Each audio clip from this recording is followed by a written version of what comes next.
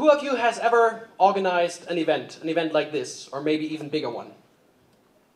Yeah, some of them. So you might know that you need some temporary workforce to make stuff like this happen. And usually you would go and ask an agency to offer that. But I can tell you, there's a way that is really, really better and much more modern. Please welcome Pascal from Karlsruhe, and he's presenting his startup, InStaff.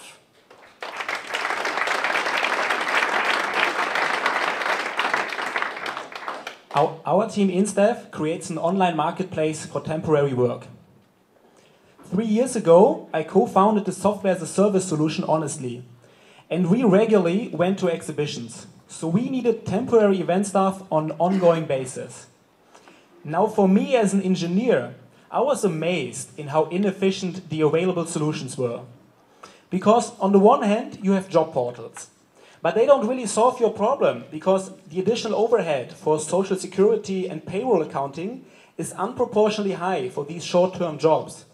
So you are stuck with employment agencies, and these add a lot of overhead themselves. They do price negotiation, they're involved in the selection and communication process between you and the staff, and they're very expensive. So a couple of months ago, my co-founder and me decided to create a solution with the lowest transaction costs possible. And our product is that simple. A business goes online to our platform and sends us their job description. And then reroute this job to all appropriate employees in our database. And these employees respond if they're interested in the job and what wage they find appropriate for this job. We then send our customer a list of all available employees, and he can compare and book these employees directly online. Then we create a working contract between us and these employees to abstract all legal and accounting overhead and just send a simple invoice to our customer. And in addition for our service, we just take 30% of the total booking amount, which is equivalent to a 43% markup on top of the wage, which is way lower than what other employment agencies charge. Because in contrast to these employment agencies, we use technology to keep operational costs close to zero. First of all, our software automizes the whole payroll accounting process. Secondly, our online marketplace works autonomously. That means the employees have to take care of their profile, and they have to say what wage they expect for a certain job. And if they do a good job, they get a good rating. So our marketplace autonomously takes care of quality and trust issues as well. And thirdly, our software detects the right working status for temporary employees and creates legally certain working contracts on demand. And we applied this technology and this business model solely to the verticals of promotion, hostesses, and event staff in the last 3 months. And we reached, in these verticals, leading SEO positions. We acquired over 1,500 employee profiles, and we generated over 30,000 euros of revenue in the last 3 months. And right now, we are the only player with this business model. So we want to seize the opportunity and grab market share now. We would like to raise 200,000 euros of capital to reach 3 key goals in the next 9 months. We will become the category leader for promotion and event staff in Germany. Second, we will expand to Austria to prove that we can internationalize our business model. And third, we will enter strategic partnerships. For example, we are in talks with online shift planning tools, and we would like to leverage their customer base for our temporary employment market. And if you look at the whole temporary employment space, you can see that this offers huge opportunity for future growth. For example, in verticals such as healthcare or retail.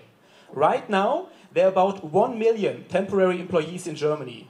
This market is growing about 20% each year for decades now.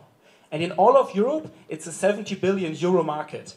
It is almost completely held by small, mostly locally operating employment agency, and no dominant player has more than even 10% in this market. And our online marketplace has the lowest transaction cost possible. So we are in a perfect position to be a disruptive player in that space. So with your help and your investment, we can become the category leader in one of the fastest growing and biggest markets worldwide. Thank you very much.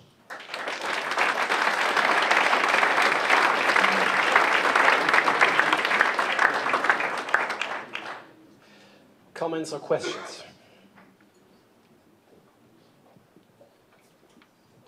Thank you for the presentation. You mentioned that the market is growing 20% in the past, what, 10, 20 years? 20 years ago. And do you really expect it to continue growing like that? There are two mega trends. Oh, sorry. There are two. The question was, do I expect it to be growing? I mean, nobody can see in the future.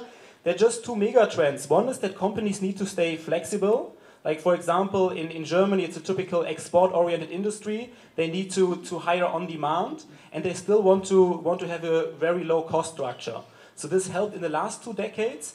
I mean, the trend, if you look at the page once more, you can, okay, it's not there, but you can see if there's a really big economic downtime, then it goes down a little bit. But even after that, it recovers instantly after 1 year. We expect it to grow. Just one more number. In Germany, about 2% of all employees are temporary. In England, it's about 3 to 4%. And it's growing in England as well. So we expect the number to grow at least in a lot of industrial countries. If it's growing in every country, we obviously can't say. Yeah, thank you. And I have another one, if I may. You mentioned 1,500 employees on the platform, and that one of the most important things for you is that the employees themselves manage their existence on the platform. So what actually is your KPIs on that? How many go daily, monthly, and so on? Like our most important KPI is revenue. But sorry, so. What do you mean? I can maybe answer this question. Perhaps I'll explain the question again. Yeah. You mentioned that one of the drivers is the fact that the employees, the staff, are going online and checking their wages and which jobs are there, and it's automated. So out of the last 3 months, out of those 1,500, how many actually do it on a daily, weekly, or monthly basis? Do you have any measurements? I mean, I could measure a number with our database. I don't have it in my head, but what I can say, what is a really important number is, if you as a customer, as a business, send us your job description, how many profiles can you choose from? That is a very important metric. So how many profiles do we have that are good, and that on average do you have to choose from? And we increased that number from an average of 5 profiles in the beginning, and it's now more like 10 to 15 profiles. And we expect this to be a big part where we offer a highly defensible business model, because the more selection you have from employee profiles, the more likely you are going to come back to our online marketplace. So we expect that an average of 10 to 20 would be a great number. And this is way more important than the number of logins per day. We're not a social media network. We are like an online staffing tool. So it's about how great is the selection, not how many times employees log in. Could you talk a little bit more about competition, please? Because to me it looks a lot like what StudiTemps is doing at much larger scale. Yes, StudiTemps is an interesting example. They are not focusing on verticals. They are focusing just on students. So they say we do every job that a student can do. And we, with our marketing efforts and our platform, we focus on the customer base. So we say it doesn't matter what kind of employee you're looking for, but if you're in the vertical of event or promotion, you can book him via us, or maybe in the future we add other verticals. And the second biggest differentiation is that we are a real marketplace. So if you go to StudiTemps, they kind of talk to you about the right pricing, they consult you, what should you pay for a certain student. And we say we don't do that, just send us your job description, you get a list of employees, they say what they expect to earn, so we give you a market price. And we are not involved in the pricing process. And StudiTemps is still like a little bit in this agency model where they do kind of like the pricing process themselves. And I mean, one more question, I mean, there's obviously lots of competition with similar or different, like somewhat similar business models, but we are the only really extreme marketplace where we say we just let the market decide what's appropriate, but we take care of all the legal and accounting overhead. Pascal, I would like to understand how scalable is your business model, because you said that you, on one hand, you got the job descriptions and then you prepare the job contracts. I would like to understand like how standardized is it? Okay, so right now we're in the market for 3 months now, so we still have some operational overhead. So we still sometimes have to look, okay, what kind of employee is it? Do we have to maybe edit the working contract? But that's exactly where we're heading to. Like we decreased our operational overhead per customer immensely. It's maybe 1 or 2 hours per customer now. And in the future, we can really get it down almost close to zero, but there will always be cases where something goes wrong. We expect that to be like 5% of the times something in the staffing process will go wrong because the employee is late or whatever, and then we have to do customer support. Right now the number is about 5%, and if you look at other marketplaces in other spaces, they always have a customer support workforce. You will always need that, but for a customer where nothing goes wrong, which we expect to be about 90% of the time, we can get it to zero operational costs, so we can scale that down to zero. Okay, one last question over here, and a very brief answer, please. Okay. My question goes in the direction of the labor law and the consequences in the labor law. I understand that you are employing the person and not the company, so you're responsible for the company. You are responsible for the company. So how are the labor law implication and social security implication? Also, what happens with respect to damages your employees are doing at your client? Yeah, have you any insurance for this? Can you cover everything? Are these costs included in your model?